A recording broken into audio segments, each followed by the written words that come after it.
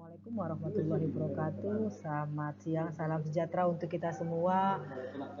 Perkenalkan, saya Aprinawati, mahasiswa program Doktor Ilmu Manajemen Fakultas Ekonomi Universitas Sumatera Utara.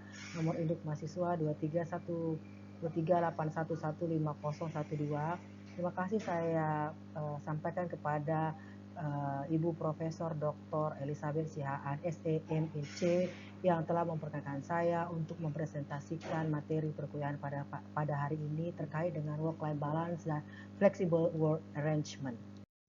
Terlebih dahulu saya akan menjelaskan mengenai work-life balance. Di sini ada beberapa sumber literatur yang saya kutip untuk mendefinisikan work-life balance.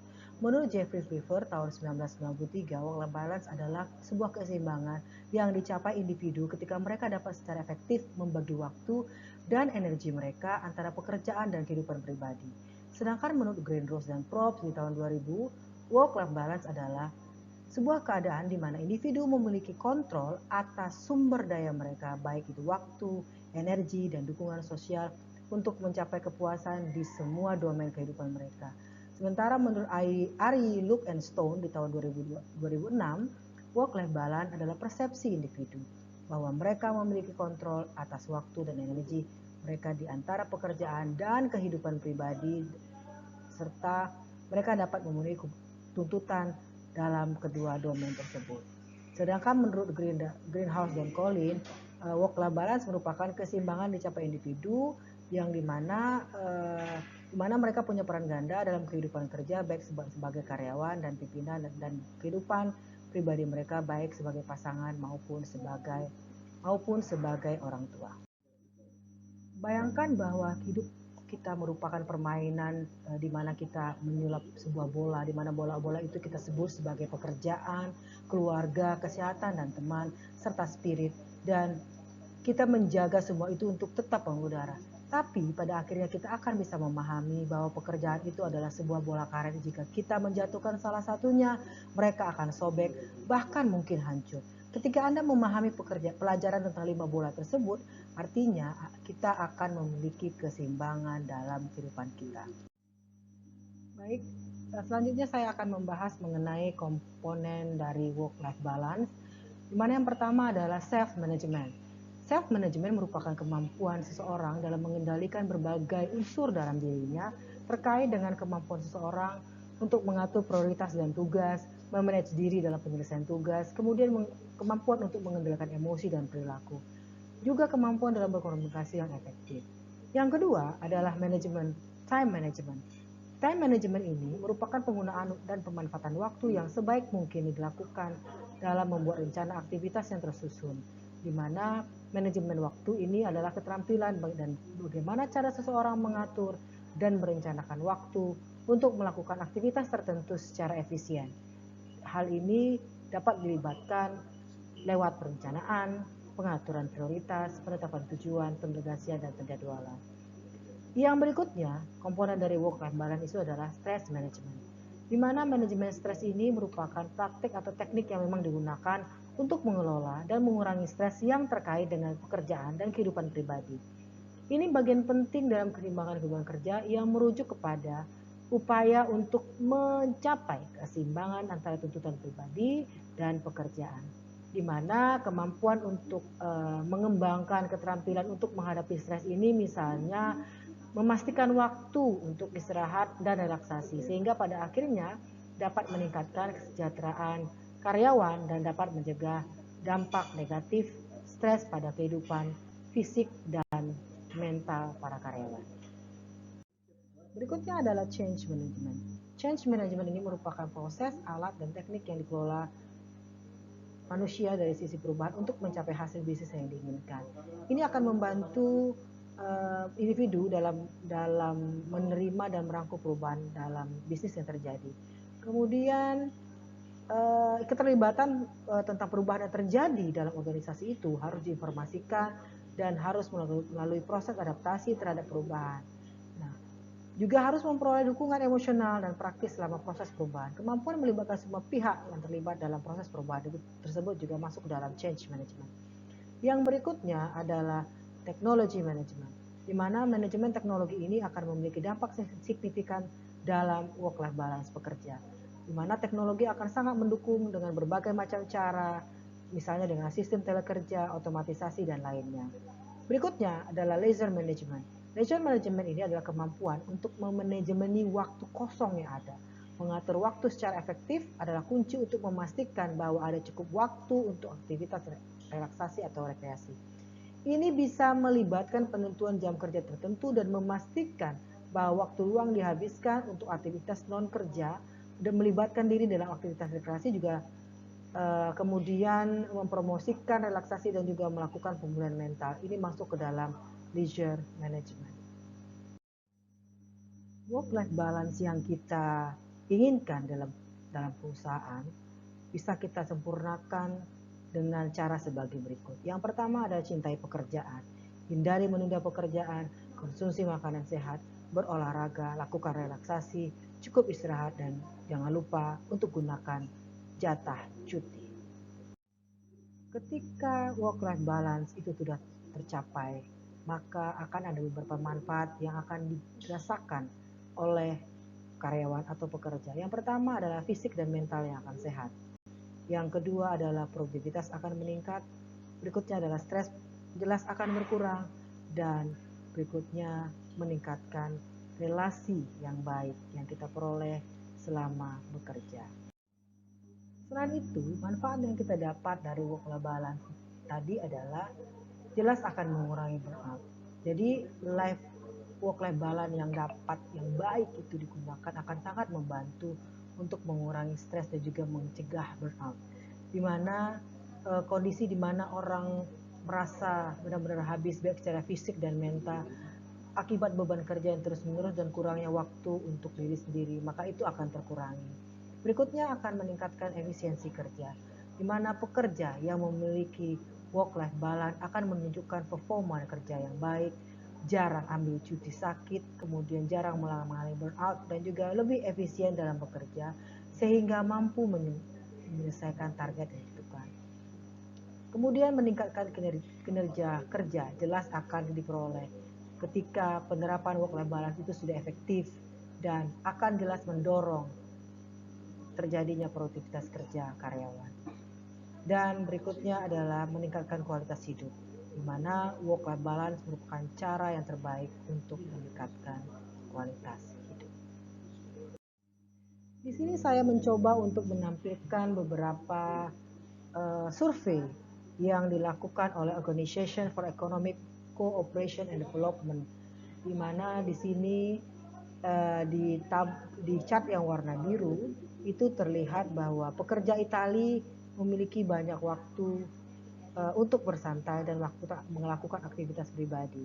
Di mana di sini terlihat bahwa Italia dengan skor 9,4 dan dinyatakan bahwa mereka punya banyak waktu untuk bersantai dan melakukan aktivitas pribadi, sementara hanya 3% karyawan negara itu yang bekerja sangat lama, di mana 50 jam atau lebih per minggu. Sementara di chart yang kedua, di mana di chart ini menunjukkan bahwa orang-orang di negara Meksiko adalah orang-orang yang termasuk dalam kelompok yang paling kesulitan dalam mencapai keseimbangan kehidupan kerja. Menurut Organization for Economic Cooperation and Development mengatakan bahwa kehidupan masyarakat Kolombia dan Costa Rica juga tidak seimbang. Amerika dan Inggris Raya juga performanya cukup buruk. Mereka menempati peringkat ke-13 dan ke-14 dari 38 negara anggota Organization for Economic Cooperation and Development, ditambah lagi Rusia, Brazil, dan Afrika Selatan yang tercakup dalam indeks kehidupan lebih baik pada tahun 2020. Materi berikutnya adalah flexible work arrangement. Dari beberapa definisi yang saya coba untuk tuliskan di sini, bahwa saya ambil kesimpulan dari definisi ini bahwa flexible work arrangement itu adalah kemampuan atau pengaturan kerja yang diberikan oleh perusahaan kepada pekerjanya, di mana pekerja itu memiliki kebebasan untuk memilih dan menentukan pekerjaan mereka, baik menentukan kapan, di mana, dan berapa lama mereka melakukan pekerjaan itu. Artinya di sini perusahaan memberikan fleksibilitas. Perusahaan memberikan pilihan-pilihan kepada karyawan untuk bisa mengatur jam kerjanya, mengatur lokasi kerja dan pola kerja mereka, namun pada akhirnya tetap tidak melupakan goals atau tujuan yang ingin dicapai dari perusahaan. Flexible work arrangement ini dapat berupa flexi time, telework, job sharing, dan compressed work week.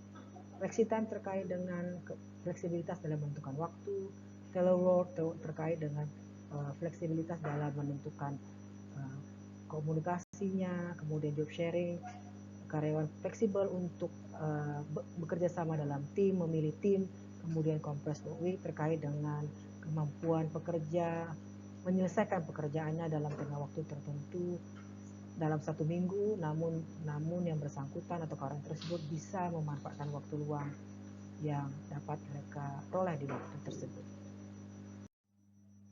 Di sini saya akan menjelaskan mengenai flexible arrangement yang dilakukan di PT Telkom, di mana di sini PT Telkom melakukan survei kepada 11.334 karyawannya, di mana hasilnya memang mereka mengatakan bahwa 36,7% menanggapi bahwa FWA itu sangat berdampak positif terhadap Telkomers. Kemudian penilaian 55,9% merasa sangat puas terkait dengan penilaian pelaksanaan flexible work arrangement ini di Telkom Group.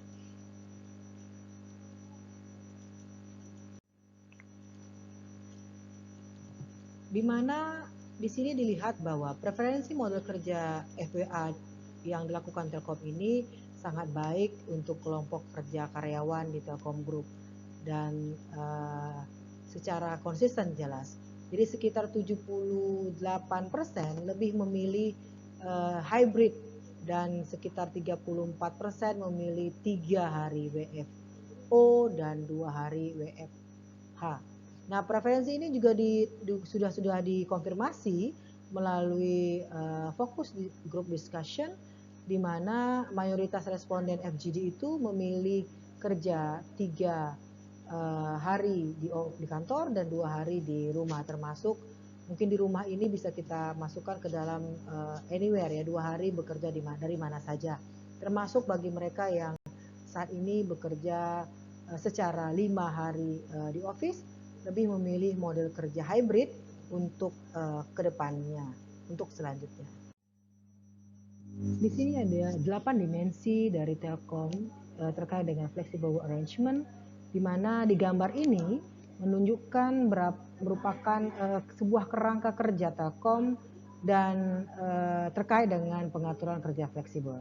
Yang pertama adalah prinsip dan tujuan atau purpose and principle, di mana ini mungkin merujuk pada tujuan dan prinsip yang mendasari dari framework pengaturan kerja fleksibel atau flexible work arrangement. Yang kedua adalah trust based management, di mana ini terkait dengan penyusunan dari flexible work arrangement dengan menggunakan objective key performance. Yang berikutnya adalah work model, di mana work model ini mencakup berbagai model kerja seperti bekerja dari home, bekerja dari anywhere, dan juga bekerja dari kantor atau kombinasi dari keduanya. Nah, terkait dengan indikator yang kedua yaitu people, di mana people di sini akan mencakup bagaimana terkait dengan pelatihan dan komunikasi. Ini menunjukkan pentingnya pelatihan dan komunikasi yang efektif dalam pengaturan kerja fleksibel. Nah, terkait dengan people berikutnya adalah culture and leadership, di mana di sini menekankan peran budaya organisasi dan kepemimpinan dalam proses mendukung kerja fleksibel itu, di mana harus ada adaptive mindset, harus ada role modeling yang dilakukan. Berikutnya adalah terkait coaching, counseling, dan healthcare, di mana ini menunjukkan adanya dukungan untuk kesehatan mental, fisik karyawan dalam pengaturan kerja ini, fleksibel ini. Selanjutnya dari sisi teknologi. Dari sisi teknologi ini Telkom memberikan text solution di mana ini bisa mencakup berbagai solusi teknologi yang mendukung dari pengaturan kerja fleksibel itu sendiri. Dan yang terakhir adalah teknologi infrastruktur. Ini menunjukkan betapa pentingnya infrastruktur teknologi yang solid yang digunakan untuk mendukung kerja fleksibel ini. Di mana akses internet, keamanan cyber itu menunjukkan perannya sangat penting. Akses internet yang stabil, kemudian keamanan cyber dalam pengaturan kerja itu juga menjadi sangat penting. Nah, ini adalah flexible arrangement yang dilakukan Telkom terkait dengan pengaturan waktu kerja, terkait dengan 5 model kerja dan juga cuti. Nah, di sini bisa dilihat bahwa sangat ada waktu kerja yang diperuntukkan untuk bekerja dari office dan juga bekerja dari manapun atau work from anywhere yang dibuat SOP oleh Telkom, dan proses check-in dan atau proses presensi yang dilakukan terkait dengan jarak dan waktu yang ditentukan untuk proses presensi. Nah, yang tabel kolom ini menunjukkan tentang model kerja, 5 model kerja yang ada di Telkom. Yang pertama, model kerja yang pertama adalah model kerja hybrid. Model 1 sampai 4 ada model kerja hybrid, di mana model 1 adalah 1 hari bekerja di office dan 4 hari bekerja dimanapun. Model kedua 2 hari bekerja di office, 3 hari bekerja dimanapun. Begitu juga selanjutnya sampai model 4. Ini adalah hybrid working, 4 hari kerja di office dan 1 hari kerja di manapun. Sedangkan model yang kelima adalah model sepenuhnya bekerja dari kantor. Nah, model kerja full yang dari rumah itu memang ditiadakan. Kemudian fleksibilitas kerja dan penerapan kerja di model ini akan memberikan opsi yang diberikan perusahaan dan bukan merupakan hak karyawan. Yang ditegaskan adalah ini bukan merupakan hak karyawan, karena ini adalah sebenarnya pilihan yang diberikan oleh perusahaan kepada karyawannya. Sehingga pada pelaksanaannya itu menjadi kewenangan dari kepala unit kerja dan atasan sebagai wakil dari perusahaan. Nah, kalau untuk cuti kerja ini ada cuti parental dan cuti momen that matter. Ini diperuntukkan untuk karyawan laki-laki yang memang istrinya atau diizinkan untuk mendampingi istrinya dalam proses melahirkan. Kemudian ada cuti moment of that matter, ini terkait dengan cuti yang diberikan untuk employee eksperimen terkait dengan momen-momen yang mungkin bisa dihadiri oleh si karyawan, apakah itu momen wisuda anaknya atau momen-momen yang lainnya. Nah, di sini Telkom mencoba melakukan monitoring implementasi dari FWA ini. Di sini ada monthly review presensi dan daily activities, di mana untuk monthly review presensi ini tujuannya untuk memudahkan atasan dan bawahan untuk mengetahui rekap kesesuaian antara presensi dengan pengajuan model kerja yang ada, yang sehingga ketika dibutuhkan oleh manajer lini, mereka dapat mengadjustment dengan berbagai kategori yang dapat kita lihat sebagai berikut. Di mana sini ada waktu check-in, ada rentang waktu. Ketika rentang waktunya jam 7 sampai jam 9 maka dikatakan disiplin. Namun kalau terlambat itu dikatakan tidak disiplin, atau tidak hadir sama sekali, tidak melakukan presensi juga dianggap tidak hadir. Terkait dengan lokasi juga seperti itu. Nah, lokasi di sini bahwa ada radius yang berada di kantor atau di manapun mereka bekerja adalah dalam 50 km. Kemudian kalau dalam kantor maka radiusnya adalah 200 meter dan itu dikatakan mereka disiplin. Namun ketika radius yang disyaratkan itu di atas atau tidak dalam 50 km untuk WFA dan di atas 200 meter untuk WFO, maka itu dikatakan tidak disiplin. Nah, untuk model FWA ini memang kalau memang tidak sesuai dengan presensi maka statusnya menjadi tidak sesuai. Nah, seperti itu. Jadi kemudian ini ada daily activity. Memang daily activity ini memang ditujukan untuk memudahkan atasan juga ya dan bawahan untuk mengetahui progress key result-nya sesuai aktivitas yang diinput pada daily activity dan untuk menentukan model FWA bawahan untuk periode bulan selanjutnya. Jadi penentuan model FWA bawahan ini berdasarkan kepada tingkat kedisiplinan dari monthly review presensi, kemudian juga dilihat dari progress daily activities bulanan yang kemudian dikaitkan dengan pencapaian dari key performance atau key result-nya. Nah, berikutnya adalah terkait dengan tantangan dari pelaksanaan FWA ini. Dari sisi karyawan dan juga dari sisi perusahaan. Bila kita lihat dari sisi karyawan, maka sering kali terjadi kesulitan, terutama memisahkan pekerjaan dengan kehidupan pribadi. Kurangnya interaksi sosial, kemudian bila pekerjaan itu dilakukan di rumah, maka akan ada gangguan-gangguan yang mungkin bisa dihadapi pekerja atau karyawan itu di rumah. Apalagi karyawan itu adalah seorang perempuan atau wanita, pasti akan ada pekerjaan-pekerjaan rumah tangga yang mungkin akan mengganggu proses pekerjaan atau proses penyelesaian pekerjaan kantor yang dibawanya ke rumah. Kemudian tantangan dari sisi karyawan berikutnya adalah keterampilan manajemen waktu yang buruk. Nah, kalau kita sudah bekerja dari luar kantor, mungkin manajemen waktu itu akan sedikit bermasalah. Kemudian ada masalah dengan berbagai motivasi yang akan bisa saja mengganggu konsentrasi dari pekerjaan itu sendiri. Dari sisi perusahaan tidak atau sulit untuk melakukan pemantauan kinerja akibat jam kerja yang tidak menentu. Kemudian kurangnya komunikasi dan kolaborasi dan engagement karyawan atau keterlibatan karyawan itu bisa saja dapat menurun secara drastis. Nah, dari sisi di luar dari kedua hal ini, maka ada sisi tantangan lain yang mungkin dihadapi oleh perusahaan terkait dengan teknologi yang digunakan. Jadi ketika flexible arrangement ini dilakukan di perusahaan, maka teknologi yang ada di dalam perusahaan juga harus mendukung. Kemudian juga terkait dengan ketersediaan peraturan, ketersediaan kebijakan itu juga menjadi tantangan lainnya. Serta pola pikir, perubahan mindset yang harus ditanamkan ke dalam seluruh karyawan baik dari level middle, top, middle, dan lower.